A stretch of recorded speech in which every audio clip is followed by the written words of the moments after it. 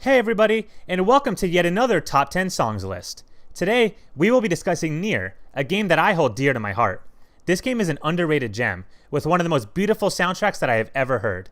Because of this, I'm going to try to avoid spoilers, but there will be one major spoiler in this video that I will give a warning for, so you don't have to worry about running into it. With that out of the way, let's jump into one of Square Enix's most underrated soundtracks.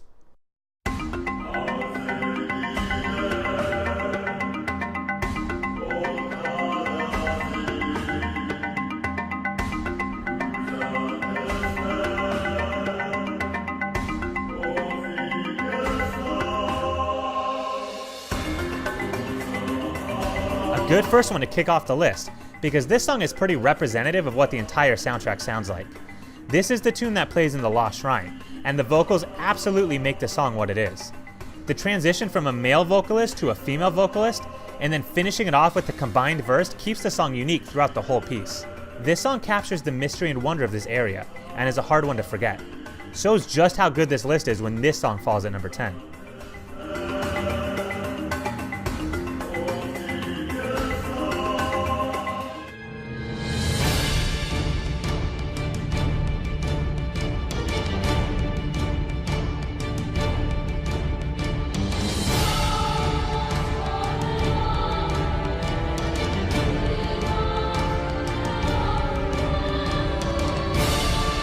This is the boss fight theme, for at least a good majority of the bosses, though some do have unique tunes. Though I probably didn't have to say this, since the intensity and pressure of the instrumentals probably gives this away. Like any good boss theme, this song lets you know that something big and bad is coming, and just listening to it gets my heart rate up. Despite its intense undertone, it also conveys a sense of hope, that you can conquer the enemy you're up against. It gives you the will to keep fighting, while showing what tremendous odds you are up against. A fantastic piece, to be sure.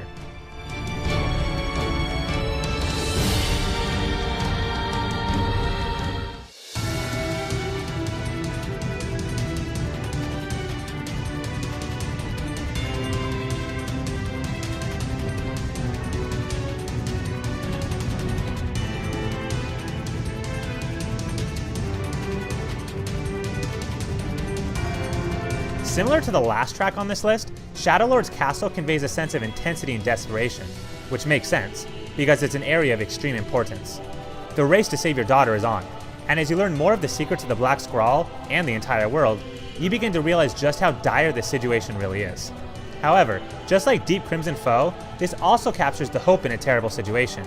Even when the odds are stacked against you, you continue to fight, and that perseverance is portrayed by this piece as well.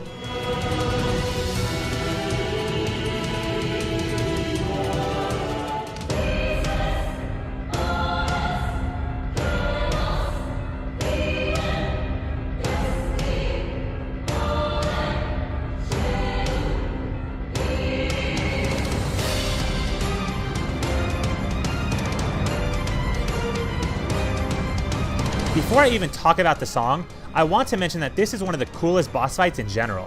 The idea of it was unique, and the devastation caused during the fight is so impactful. A boss that can regenerate its limbs and continue fighting no matter how much damage that's done to it is terrifying, never mind its massive size, and this song captures the intensity. The Dark Colossus Destroys All plays at a major turning point in the story, and it's a hard one to forget. This song, coupled with the last two songs that I played, are some of the most fun and intense pieces I've heard from any game. And these composers did excellent work at writing music for their bosses. Okay, so here's my warning. The next song on this list contains major spoilers about one of the more important characters in the story. The screen and description both contain this timestamp you can skip to if you want to avoid the spoiler. But if you're okay with it, let's move on to number 6.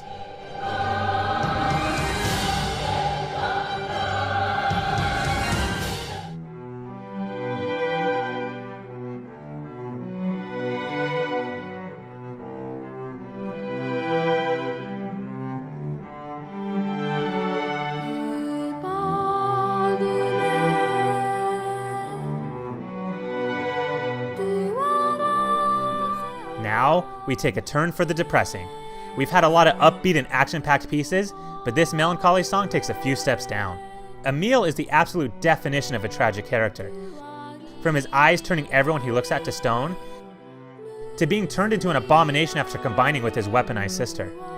Each turn he takes is nothing but tragedy, yet he keeps an optimistic and positive attitude, all of which is showcased through this song. A sad but hope-filled piece, it recounts all of the memories with Emil throughout the journey, and it makes his sacrifice that much more meaningful at the end.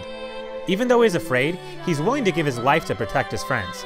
He's a true fighter, and this song is a great homage to one of the saddest characters in any video game.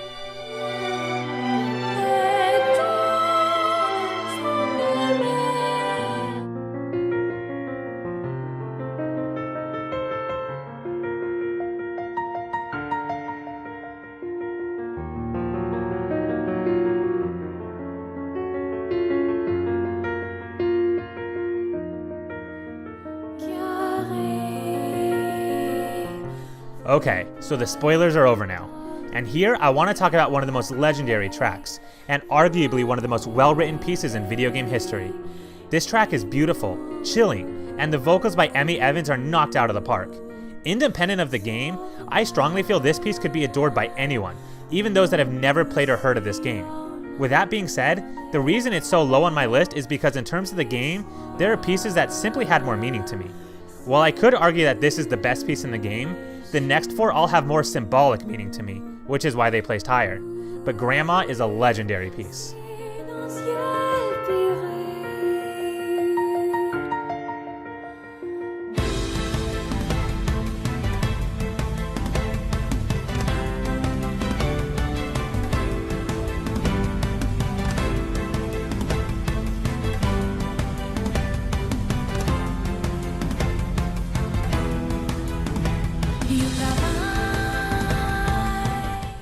After the last couple of songs, we finally have an uplifting one to talk about again.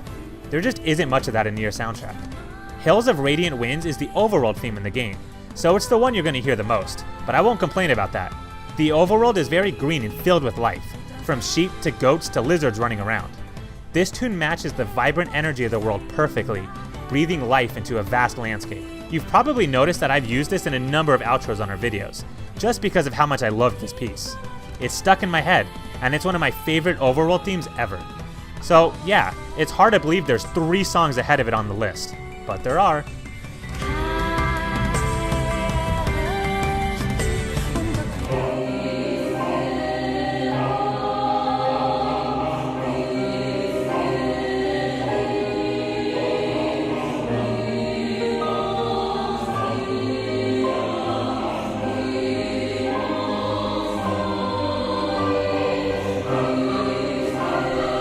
I talk about emotions a lot with music, like optimism, desperation, and sadness. But this piece evokes a new one, anxiety. The Eyrie is a bizarre place, with people barred in their houses, afraid to talk to any outsider. This place reeks of stress and anxiety, and this piece fits the environment perfectly. Just listening to it can make you feel uneasy and uncomfortable, which is exactly how you should feel in the Eyrie. Nothing about this place is happy or peaceful, which is a nice change of pace. Each area has its own unique feel, and with the help of this piece, the Eyrie will always stand out as one of the creepiest areas in the game.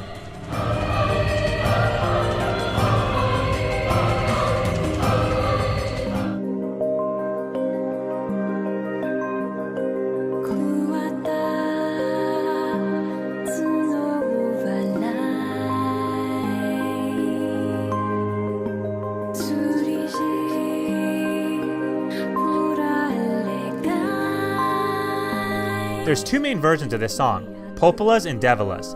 Both are amazing pieces, but I didn't want to put both on the list, so I chose to go with Popola's because I like it more. This piece seems very representative of the game as a whole.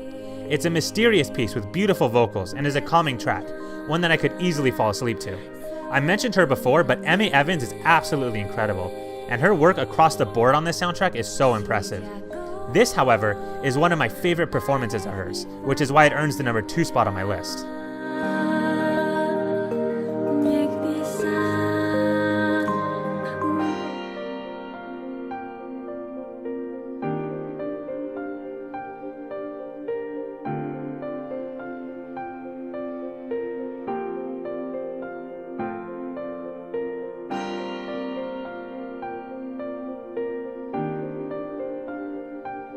Yeah, nothing was going to beat this for me.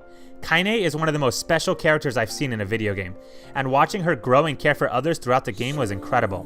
Several times she's ready to give up, but she keeps getting pulled back, and when it's time for her to make a big sacrifice, she is more than willing to do so. Yes, I'm biased. Pieces that evoke sadness always get to me, but this one is special. It's sad, but it's filled with hope as well. It shows that there is a light at the end of the tunnel. In a world where Kaine is constantly hit with tragedy after tragedy, her will to keep fighting is inspirational. This song is phenomenal, nearly perfect, and it is absolutely worthy of being called the #1 song on this soundtrack.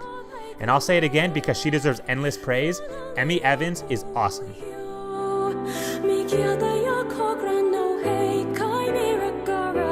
Thanks everybody for watching. This soundtrack is easily one of the best and most powerful that I have ever heard, and I'm so glad I was able to share it with all of you. If you have played this game, let me know which song stuck out to you, since there's so many out there I wanted to put on that I just couldn't find a spot for. Also, if you have any suggestions for a top 10 list, let me know. I'm always open to ideas. With that being said, I'll see you guys next time.